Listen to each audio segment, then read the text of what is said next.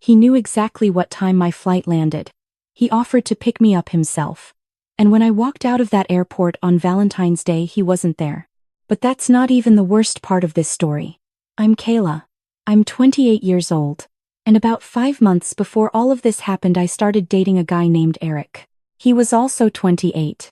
Sweet, funny, seemed like he had his life together. The only problem was distance. I was in Nashville. He was in Chicago. To see each other we had 3 options: 12 hours by car, a 9-hour Amtrak, or a 1-hour flight. I always flew. Life is too short for 12 hours, on I-65. Valentine's Day was coming up. I bought a plane ticket 2 months in advance, took a full week off work, and planned everything out. Eric was excited. He was actually the one who brought up picking me up from O'Hare himself. I didn't ask. He volunteered. And I remember thinking, okay, this guy shows up. This is going somewhere. The morning of the flight, I was genuinely giddy. I sent him selfies at the Nashville airport. I texted him things like, T-2 hours, I cannot wait to see your face. He was texting back. Everything felt fine. Then I landed. I texted him. Nothing. Okay, maybe he's driving.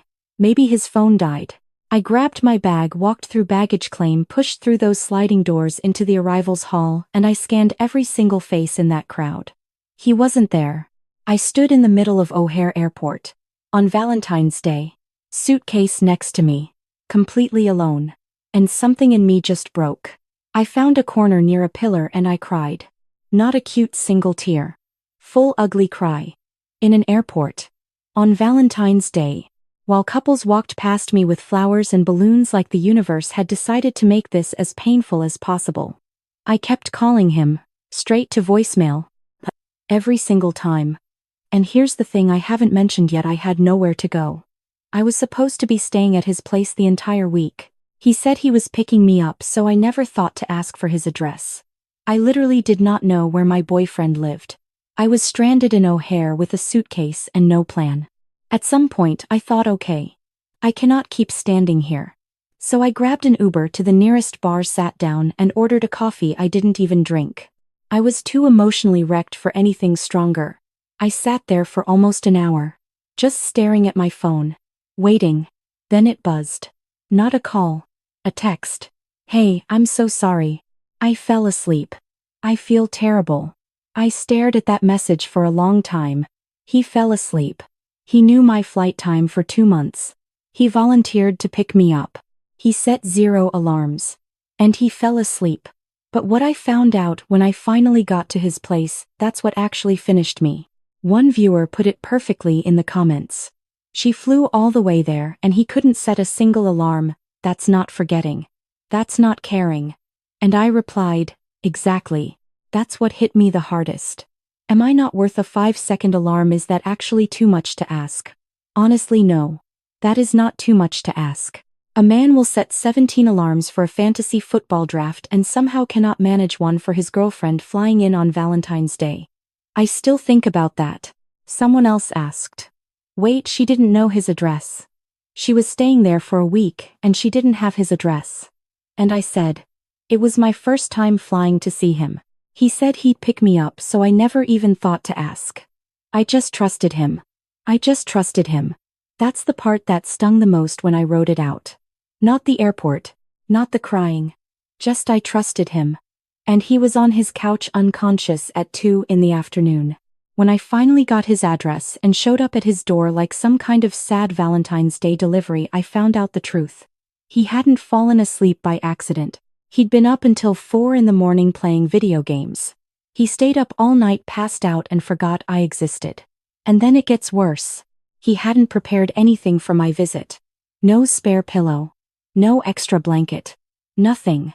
For a girlfriend who had booked her flight 2 months ago. Who had been texting him all morning. Who had just spent an hour crying alone in an airport because he forgot she existed.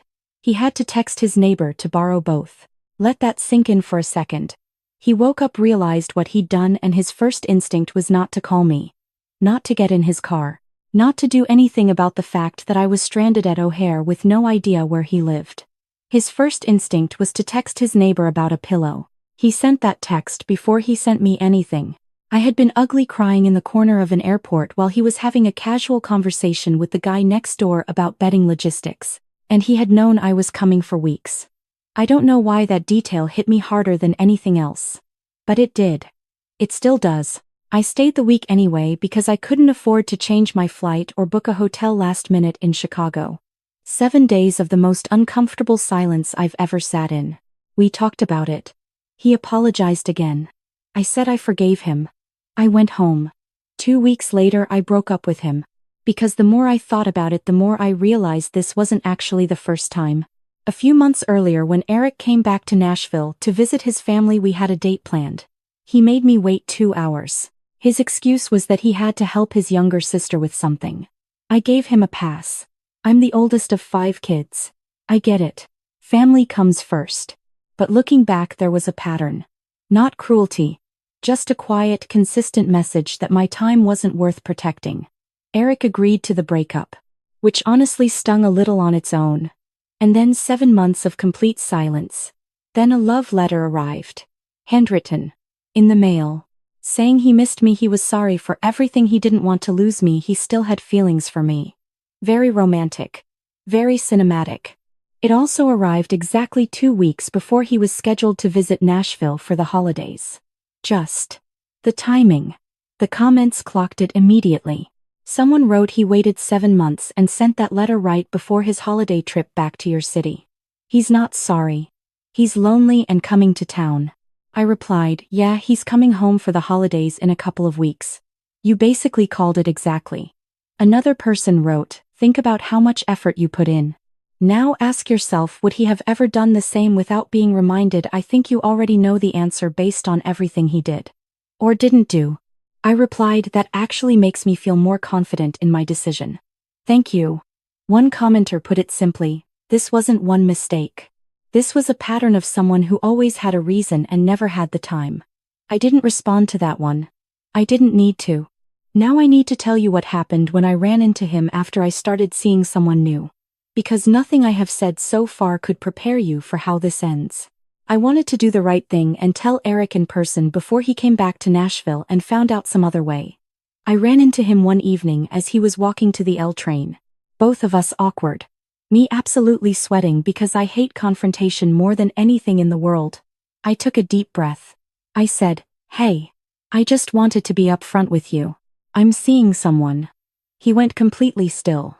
Then he said, and I need you to really absorb this, I had a nightmare last night that you told me exactly that. My brain just left the building. Completely gone. And what came out of my mouth next, I cannot explain it to this day. I slowly raised both hands. Fingers spread wide. And in the tiniest, most strangled voice I could produce, I whispered, you've got this. Jazz hands. I did jazz hands at my ex-boyfriend who had just told me I appeared in his nightmares. He stared at me for one long moment. Then he turned around and walked into the dark without a single word. My friends think it's the funniest thing I've ever done. My mom gave me a high five. And honestly, I agree with both of them. The comments lost it. Okay, that is genuinely the funniest thing I've read all week. Where did that even come from? I replied, I have absolutely no idea. I think my brain just gave up and my hands took over. Someone else, you unlocked a secret cheat code. Jazz hands equals instant X removal. Patent this immediately. And, they're right. No argument. No 3-hour closure conversation going in circles. Just jazz hands, and he evaporated into the night like he was never there. One more person wrote, to be fair, you didn't need to tell him you were seeing someone. You'd already broken up. It wasn't his business. And I said, fair point. I was in therapy at the time working on my boundaries, and I think I picked that idea up from movies like you're supposed to tell your ex out of respect. Looking back, completely unnecessary. But it gave me the jazz hands moment. 0 regrets. Jazz hands. And just like that, he was gone. Both of these women trusted someone completely. And both of them paid for it in very different ways. This one starts with 5 words. My boyfriend's best friend said 5 words to me at a bar. My boyfriend heard those same 5 words. And the way he reacted in the next 30 seconds told me everything I needed to know about 2 years of my life. My name is Ashley. I'm 26. I live in Chicago, same city as Eric, which made everything that came after a lot harder to navigate. 2 years. No major blow-ups. Nothing that had me seriously worried. I would have described it as genuinely good, which is exactly what I always say about something right before it completely falls apart. Last Saturday night, a group of us went out to a bar. Drinks, food, nothing special. Eric and his friend Mark, also 28, were doing their usual thing, joking around, giving each other a hard time. At some point Eric made a comment about how much Mark was eating. Something like, "Careful man, you're gonna eat this whole place out of business." Standard banter. I wasn't even really paying attention. Then Mark looked directly at me. And he said, "If only she knew." 5 words. That's all it was. But the energy at that table changed the second those words left his mouth. I felt it in my stomach before my brain even processed it. Everyone went quiet. I looked around trying to understand what just happened. And before I could say anything, Eric exploded. He lunged at Mark, screaming at him to shut up. It took 2 of his friends physically holding him back to stop it from becoming a real fight. Mark barely reacted, which somehow made Eric even angrier. The entire bar was staring at us. We left early. I told myself it was fine. Guys fight sometimes.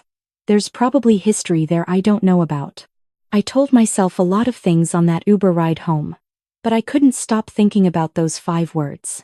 If only she knew. Knew what? When we got back to my apartment, I asked him once calmly, just once, what Mark meant. What didn't I know? And Eric turned it on me. He started yelling at me to drop it. Calling me paranoid. Saying I was making something out of nothing. Every time I followed up, he got louder and more defensive. He never answered the question. Not once. He just kept attacking me for asking it. Eventually, he stormed out of my apartment. He doesn't live with me. And I locked the door and went to bed. The next morning, more angry texts. Drop it. Leave him alone. Stop making it into something. That was the moment I was done. Not because of what Mark said. Because of how Eric responded when I asked about it. I asked one question. One. After 2 years together. And he screamed at me, stormed out, and spent the next morning demanding I never bring it up again. That is not someone with nothing to hide. I texted him that we were over. That I needed someone who could communicate like an adult. That if he couldn't answer a basic question without losing his mind, this wasn't working. Since then, he's been telling every single mutual friend that I left him for no reason. That I overreacted. That one weird moment at a bar doesn't justify ending 2 years together. Some of those friends reached out to me. Told me to let it go. Said I was blowing it out of proportion. I told them respectfully to mind their own business. The comments came in fast. First one, "I have a feeling this wasn't the first time you suspected something was off." And I replied, "You're right, unfortunately. A few months ago he started coming home late whenever he went out with friends. When I brought it up once calmly, he said, 'Fine, I just won't go out with them anymore.' Is that what you want? You don't want me to be happy." That response always felt off to me, but I never pushed it. Someone replied, "That's not a normal response to a normal question. That's deflection. He turned your concern into an attack on him, so you'd spend all your energy defending yourself instead of getting any actual answers." That's exactly what happened. Every single time. I'd ask something simple, and somehow end up apologizing by the end of the conversation. I didn't even notice the pattern until I saw it written out like that. Another person asked, "Did you ever try reaching out to Mark directly?" I said Mark messaged me saying, "I'm sorry you're dealing with this," and then immediately blocked me. I tried again from a different number. Nothing. I reached out through a mutual friend. Nothing. Then about a week later he unblocked me. No message. No explanation. Just unblocked. Like he wanted me to know the door was open but wasn't going to be the one to walk through it first. I've sent one message since then. He hasn't replied. He knows something. He's always known something. And whatever it is, he's decided the risk of telling me isn't worth it. Or maybe he's waiting to see how bad things get first. I've thought about what those 5 words actually meant every single day since that night. And honestly, I think not knowing is almost worse than knowing. Almost. Meanwhile, Eric kept making his rounds. Telling people I left him for no reason. That I overreacted. That one weird comment from one friend doesn't justify blowing up 2 years. And look, I've asked myself the same question. Was I wrong? Did I overreact? But here's what I keep coming back to. I didn't end things because of what Mark said. I ended things because of how Eric responded when I asked about it. A person who has nothing to hide doesn't scream at their girlfriend for asking a question. A person who loves you doesn't make you feel crazy for wanting to understand something that happened right in front of you. 2 years together. One question. And he chose rage over honesty every single time. One commenter wrote, "A person who loves you doesn't respond to your questions by making you feel crazy for asking them." I replied, "Thank you." I tried to talk. He pushed me away every single time. I'm not staying with someone who explodes, instead of communicates.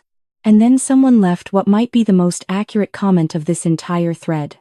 Sounds like Eric ate the whole bar after all. I laughed at that one. Then I cried a little. Then I laughed again. That's where Ashley's story ends for now. No update yet. But she doesn't need one. She already has her answer. It was in every non-answer Eric gave her. So today we had 2 stories. 2 women. 2 guys named Eric, and I am genuinely starting to think that name is some kind of cosmic warning label. 2 completely different situations. But the same thing underneath, both of them a woman who trusted someone, saw clearly, and had the self-respect to walk away. Kayla walked away and accidentally invented the most effective breakup exit move in recorded human history. Ashley walked away from 2 years of someone who chose screaming over honesty every single time she asked him something simple. I don't think either of them overreacted. I think they both just finally saw clearly. Now I want to hear from you. Some people reading Ashley's story say she overreacted. That Eric just had a bad night. That 2 years is too much to throw away over 5 words from a friend and 1 bad argument. That she should have pushed harder for answers instead of walking away. Other people say she saw exactly what she needed to see. That a man who responds to 1 calm question with screaming, storming out, and a smear campaign through mutual friends is showing you who he is.